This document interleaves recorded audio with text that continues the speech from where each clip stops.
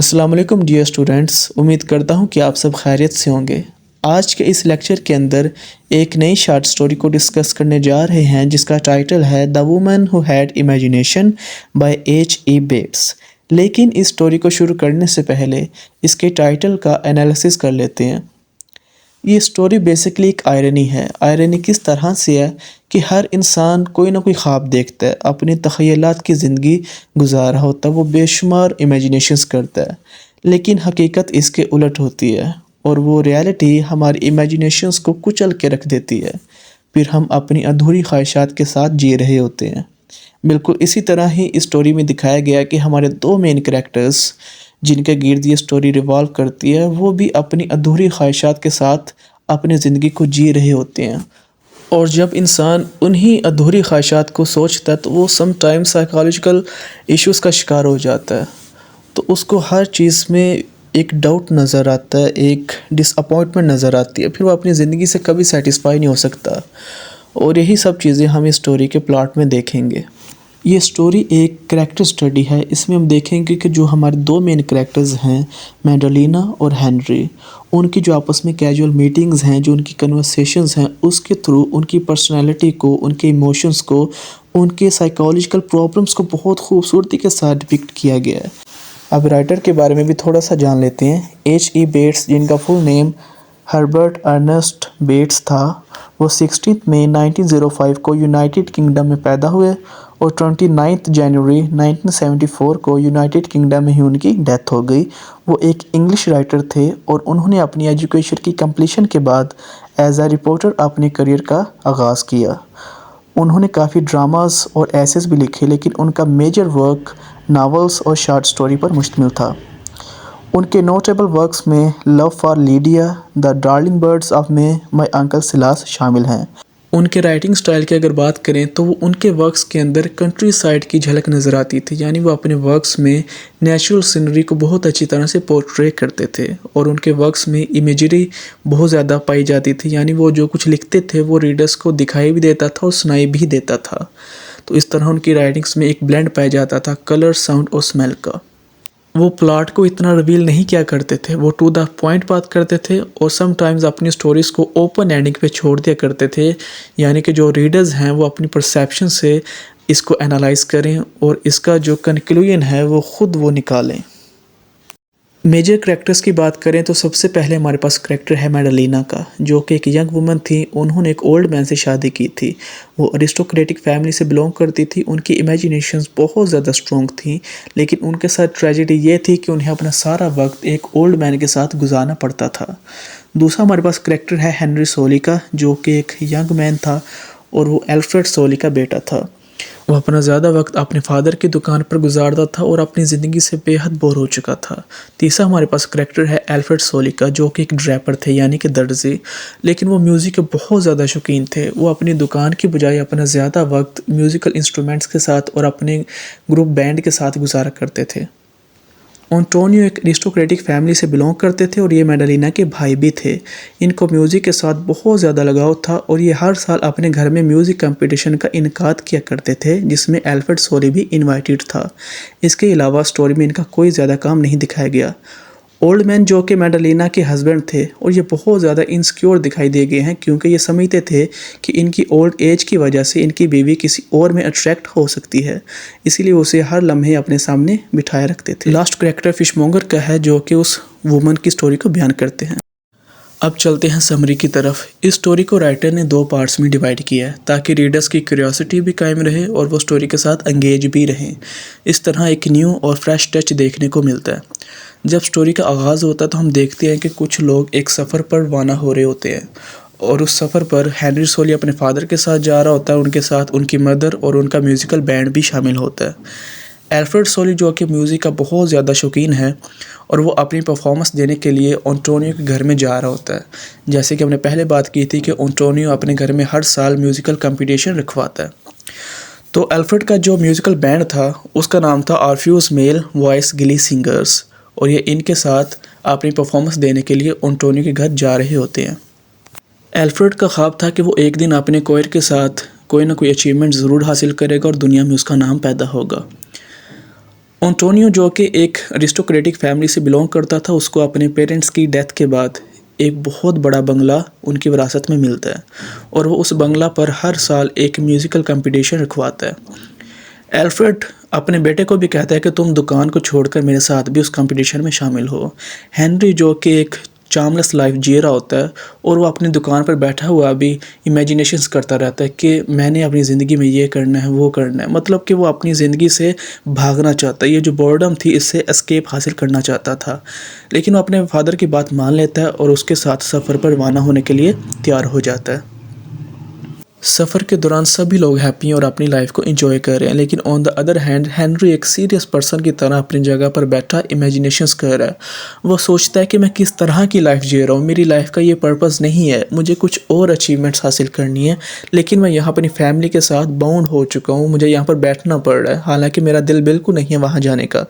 तो आखिरकार उनका ग्रुप एंटोनियो के घर में पहुँच जाता है और दोपहर तक उनके पास करने के लिए कुछ नहीं होता। तो इस तरह स्टोरी का जो फर्स्ट हाफ है, जो फर्स्ट पार्ट है, वो ख़त्म हो जाता है। सेकंड पार्ट के अंदर हम देखते हैं कि हॉट आफ्टरनून है और सभी लोग अपना मील इंजॉय कर रहे हैं और आपस में बातें कर रहे हैं, लेकिन हेनरी को ये चीज़ें बिल्कुल भी अच्छी नहीं लग रही। तो वो ख़ुद को आइसोलेट फील कर रहा है, अकेला फील कर रहा है। तो वो इरादा करता है कि वो इस घर का विज़िट करेगा। तो वो आखिरकार घर का विज़िट करने के लिए निकल पड़ता है, लेकिन क्योंकि घर बहुत ज़्यादा बड़ा होता है तो उसको वापसी का रास्ता भूल जाता है। तो वो फिर वापसी का रास्ता ढूंढते हुए मुख्तलिफ जो रूम्स होते हैं उनको अनलॉक करना शुरू हो जाता है। तो आखिरकार वो एक ऐसे रूम की तरफ पहुंचता है जहां पर एक यंग लेडी अपने हस्बैंड ओल्ड मैन के साथ बैठी होती है और वो अपने हस्बैंड को एक स्टोरी पढ़कर सुना रही होती है। ये सब देखकर जो ओल्ड मैन होता है वो बड़ा हैरान होता है कि ये शख्स कौन है जो हमारे रूम में आ गया। तो हेनरी उन्हें बताता है कि वो घर का रास्ता भूल गया, तो वो गलती से उनके कमरे में आ गया। मैडलिना समझ जाती है कि ये वापसी का रास्ता भूल चुका है। तो मैडलिना उसे कहती है अपने हस्बैंड को कि ये हमारा नया गार्डनर है, और वो उसे झूठ बोलती है। अगर उसे हकीकत बताती तो उसका हस्बैंड उस पर शक करता। तो मैडलिना कमरे से बाहर आती है और उसको बताती है कि मैं तुम्हें वापसी का रास्ता बताती हूँ, लेकिन क्या तुमने यहाँ पर विज़िट करते हुए लेक देखी है? तुमने अगर नहीं देखी तो उसको ज़रूर देखो, वो बहुत दिलकश नज़ारा है, वो बहुत खूबसूरत लेक है।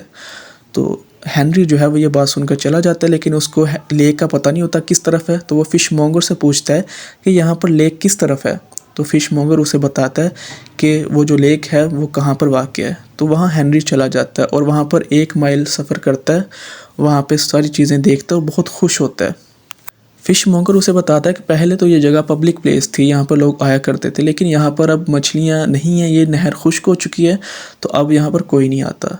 उसी दौरान वो देखता है कि उस लेक की दूसरी तरफ एक यंग लेडी जो है उसको वेव कर रही होती है, हाथ हिला रही होती है, मतलब वो इशारा कर रही होती है कि मेरे पास आओ। जब हेनरी उसकी तरफ जाता है तो वो देखता है कि ये वही लेडी है कि जो उस कमरे में बैठी हुई थी। तो उनकी आपस में बातें होती हैं, उनके अंदर इंटीमेसी होती है, वो एक दूसरे की तरफ अट्रैक्शन फील करते हैं। लेकिन अचानक से वो लेडी जो होती है वो रोना शुरू कर देती है और कहती है कि तुम्हें यहाँ नहीं आना चाहिए था, तुम्हें यहाँ नहीं आना चाहिए था। तो ये कहते हो वहाँ से चली जाती है। हेनरी बहुत परेशान होता है, ये क्या हुआ कि अचानक इसका जो मूड है वो कैसे बदल गया है। तो हेनरी जो है वो फ़िश मॉन्गर से पूछता है कि ये क्या मामला हुआ। तो फ़िश मॉन्गर उसे बताता है, अच्छा यहाँ मैं आपको बता दूं कि पार्टी ख़त्म हो चुकी है और एल्फ्रेड को सेकंड प्राइज़ हासिल हुआ है। अब वो वापसी की तरफ रवाना हो रहे हैं। अब वापसी पर जाते हुए हेनरी जो है वो फ़िश मॉन्गर से पूछता है कि वो लेडी कौन थी जो यहाँ खड़ी थी और उसने इस तरह का मूड क्यों हुआ उसका, वो क्यों अचानक से भाग गई। तो फ़िश मॉन्गर उसे बताता है कि ये अरिस्टोक्रेटिक फैमिली है और ये एंटोनियो की सिस्टर है। इनके पेरेंट्स की डेथ के बाद इन्होंने बहुत अजीबोगरीब अपनी ज़िंदगी गुजारी, एक एसेंट्रिक लाइफ गुजारी है। यानी कि जो एंटोनियो था उसने अपनी सारी ज़िंदगी म्यूज़िक को डिवोट की है, उसने अपनी सिस्टर का ख्याल बिल्कुल नहीं रखा। तो जो मैडलिना है उसने भी अपनी लाइफ ऐशो इशरत से गुजारी है और उसने ओल्ड मैन से शादी भी इसलिए की थी ताकि उस पर कोई चेक एंड बैलेंस ना हो, उसको कोई रोक टोक ना हो। लेकिन हुआ उसके उल्ट है। जो उसका हस्बैंड है ओल्ड मैन, वो बिल्कुल जो है ना उसको अपनी नज़रों से परे नहीं होने देता। वो एक सेकंड के लिए भी उसकी गैर मौजूदगी को बर्दाश्त नहीं करता, क्योंकि बहुत ज़्यादा इनसिक्योर पर्सन है। तो इस तरह वो अपनी एक मिज़रेबल लाइफ गुजार रहे हैं। तो इस तरह जो हेनरी है उसको वो तमाम साइकी पता चल जाती है कि वो लड़की वहाँ से क्यों भागी थी, क्योंकि उसको एक फ़ियर था, एक प्रेशर था और वो साइकोलॉजिकल प्रॉब्लम्स में वो मुब्तला हो चुकी थी। अब यहीं पर स्टोरी का एंड हो जाता है। हेनरी वापसी पर जाते हुए सारी चीज़ें सोचता रहता है। स्टोरी की थीम्स की बात करें तो हमारे पास बहुत सी थीम्स मिलती हैं, जैसे कि generation gap, unfulfilled desires, music, marriage, isolation और साइकोलॉजिकल प्रॉब्लम्स। जनरेशन गैप की बात करें तो हम देखते हैं कि ओल्ड मैन और मैडलिना के अंदर बहुत ज़्यादा एज डिफरेंस होता है और ओल्ड मैन बहुत ज़्यादा इनसिक्योर फील करता है कि ऐसा ना हो कि मेरी जो वाइफ है ये किसी और पर्सन में इंटरेस्टेड हो जाए, क्योंकि वो एक यंग लेडी है तो वो बहक सकती है, वो किसी और की तरफ अट्रैक्ट हो सकती है, तो वो अपनी लाइफ को बहुत इस तरह इनसिक्योर फील करके गुजारता है। तो इसी चीज़ में वो जो मैडलिना होती है वो मिजरेबल लाइफ गुजारती है, क्योंकि उस पर प्रेशर होता है, एक फ़ियर होता है, क्योंकि उसका हस्बैंड हर वक्त उस पर शक करता रहता है। दूसरी चीज़ अनफुलफिल्ड डिज़ायर्स। अब मैडलिना जो थी उसने ओल्ड मैन से शादी इसलिए की थी कि वो अपनी लाइफ को एंजॉय कर सके, उस पर कोई रोक टोक ना हो, लेकिन इसके बरक्स होता है, हकीकत इसके उलट होती है। ओल्ड मैन बहुत ज़्यादा स्ट्रिक्ट होता है और सिक पर्सन होता है, वो हर वक्त मैडलिना को अपने पास बिठाए रखता है और मैडलिना इन चीज़ से उकता जाती है और बहुत ज़्यादा साइकोलॉजिकल प्रॉब्लम्स में आ जाती है वो। तो वो हर वक्त प्रेशर फील करती रहती है और अपनी लाइफ को एंजॉय नहीं कर सकती, तो उसकी जितनी भी डिज़ायर्स थी वो सारी वहाँ पर ख़त्म हो जाती हैं। राइटर इसके बारे में कहता है कि मैडलिना वो परिंदा है जो एक पिंजरे में कैद है, जो अपने पर तो फड़फड़ा सकता है लेकिन वो उड़ नहीं सकता। तो इस तरह हम देखते हैं कि किस तरह ये अपनी लाइफ को मिजरेबल बना चुकी है। और दूसरी तरफ हेनरी है, जिसकी बहुत सारी ख्वाहिशात थी, वो अभी वो यंग मैन था लेकिन उसको अपने फादर की दुकान पर बैठना पड़ रहा था, हालांकि उसका बिल्कुल दिल नहीं था। तो इस तरह उसकी लाइफ भी मिजरेबल थी, बोर्डम थी उसकी लाइफ के अंदर, कोई चार्म नहीं था। तो इन दोनों की जो डिज़ायर्स थी वो अनफुलफिल्ड थी। म्यूज़िक का इसमें एक थीम मिलता है कि अल्फ्रेड जो था उसने अपनी सारी ज़िंदगी म्यूज़िक को दी, वो अपनी शॉप्स पर नहीं बैठता था, जबकि वो सारा टाइम अपने ग्रुप के साथ गुजारता था। मैरिज भी एक थीम है। उसके बाद आइसोलेशन भी है कि किस तरह से एक हेनरी जो था वो सब लोगों के बीच होते हुए भी एक अकेलेपन की ज़िंदगी गुजार रहा था। मैडलिना भी मैरिज के बाद भी एक अकेलेपन की ज़िंदगी गुजार रही थी, यानी कि उनके पास अपनी फीलिंग्स को एक्सप्रेस करने के लिए, अपने इमोशंस को दिखाने के लिए, अपनी इमेजिनेशंस को पूरा करने के लिए कोई शख्स नहीं था।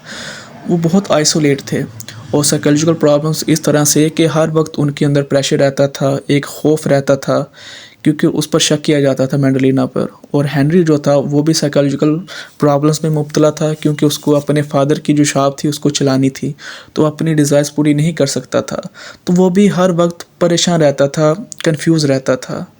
तो ये सारी थीम्स इस स्टोरी में हम देख सकते हैं।